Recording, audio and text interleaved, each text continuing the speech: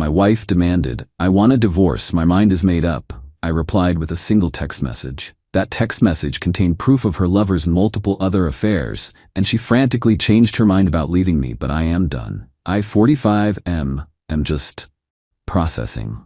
Or maybe just numb. It's been a weird few days.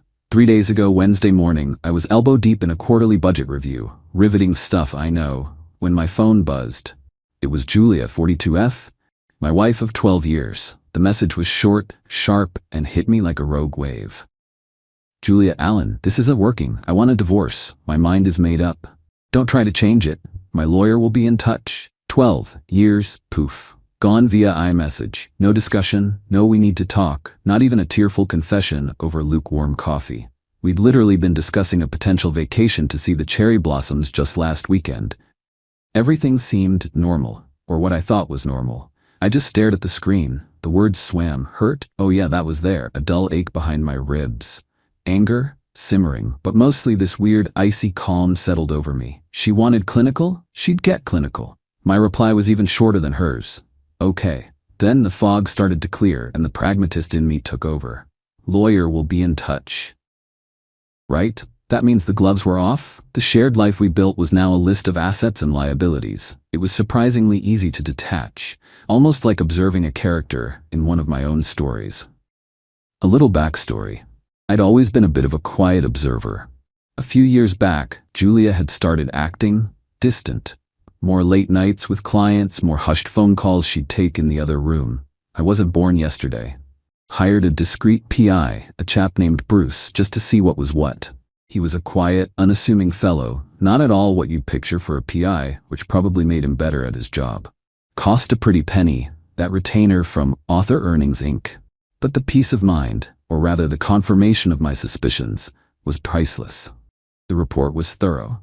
Julia wasn't just having an affair with her charming colleague, a smarmy guy named Jordan.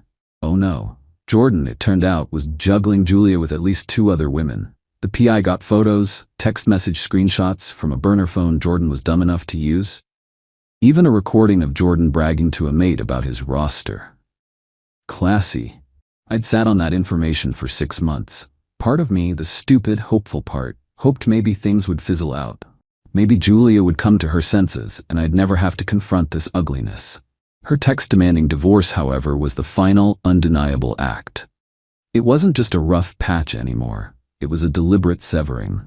That forced my hand. If she was determined to end it based on her affair, she deserved to know the full picture of the man she was choosing. So after I set my okay, I waited about an hour. Let her think I was reeling, maybe crying into my ergonomic keyboard. Then I forwarded one single, concise text message to Julia.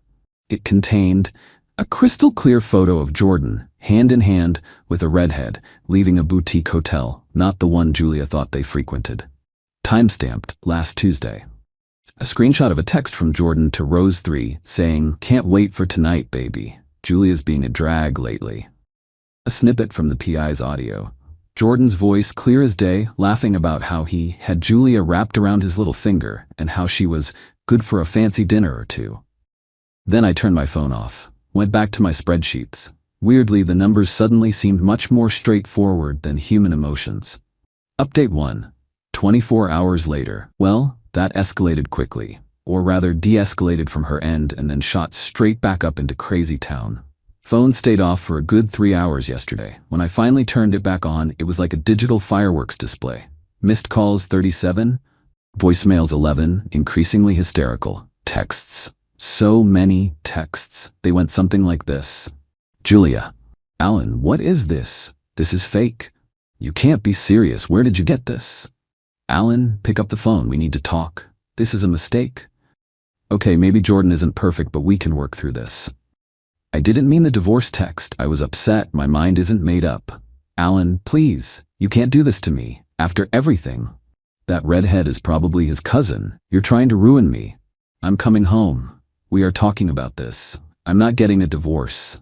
The sheer, unadulterated entitlement. Her mind was made up until her lover boy was exposed as a serial slimeball. Now suddenly, I'm the one who can't do this to her.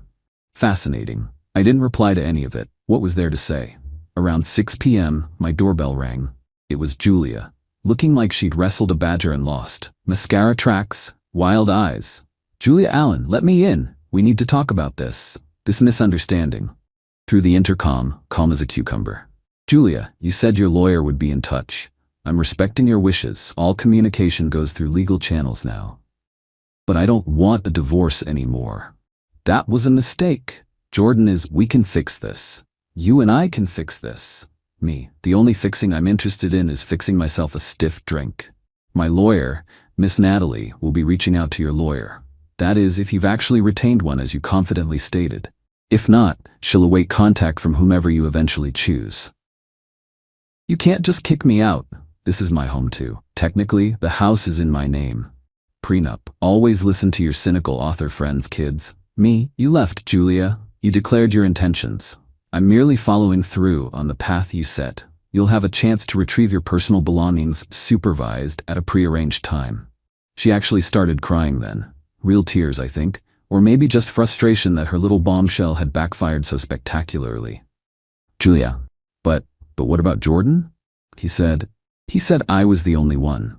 A tiny, almost imperceptible crack in my icy facade. A flicker of something that might have been pity if she hadn't tried to blow up our lives first. Me. Seems Jordan says a lot of things to a lot of people, Julia. Perhaps you should have done your due diligence before you decided your mind was made up. Then her sister, Evelyn, pulled up. Evelyn, 45F, Julia's Irish twin and lifelong enabler. Always thought Julia could do no wrong. She stormed up to the door. Evelyn, what the hell is going on?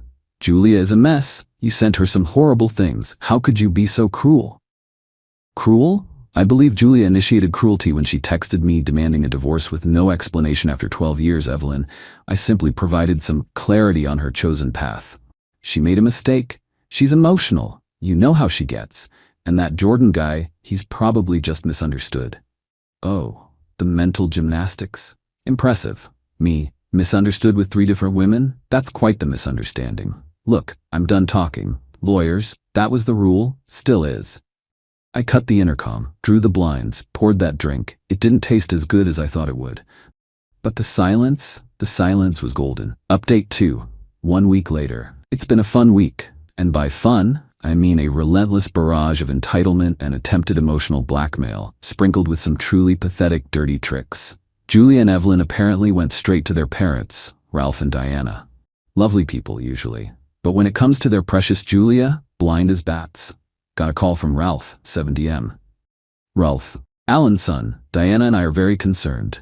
Julia is distraught. She says you've thrown her out and are spreading vicious lies about that young man, Jordan. Ralph, with all due respect, Julia texted me demanding a divorce. I sent her factual information I had regarding her affair. Information she might find relevant now that her mind is made up about ending our marriage. She was upset, Alan. Women get emotional. You should be trying to win her back. Not this. She says she wants to come home, that she made a terrible mistake about the divorce. My lawyer, Miss Natalie, is handling all communication. Julia can have her lawyer contact mine if she wishes to discuss the terms of the divorce she initiated. Click. Felt bad for Ralph. He's a decent guy, but he's part of the enabling chorus. Then came Julia's attempt at a dirty trick. I got an email from my bank's fraud department. Apparently, there was an attempt to transfer a large sum, almost my entire personal savings, from my account to an unknown account. The transfer was flagged because it was out of character for my spending habits. I use a specific account for larger author advances. This was my day-to-day. They needed verification. I called them immediately, confirmed it wasn't me. They froze the attempted transaction. Guess who had my old online banking password memorized from years ago when she used to help me pay bills? Guess who thought I'd be too stupid or too devastated to change it immediately after the text? Yep, Julia. A desperate, idiotic move on her part. Miss Natalie was delighted. Attempted fraudulent transfer during divorce proceedings? That's not just messy, that's evidence.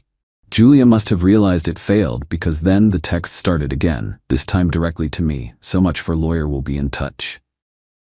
Julia, Alan, my card was declined for groceries. I have no money. You cut me off. This isn't fair. Context. She has her own small trust fund from her grandmother.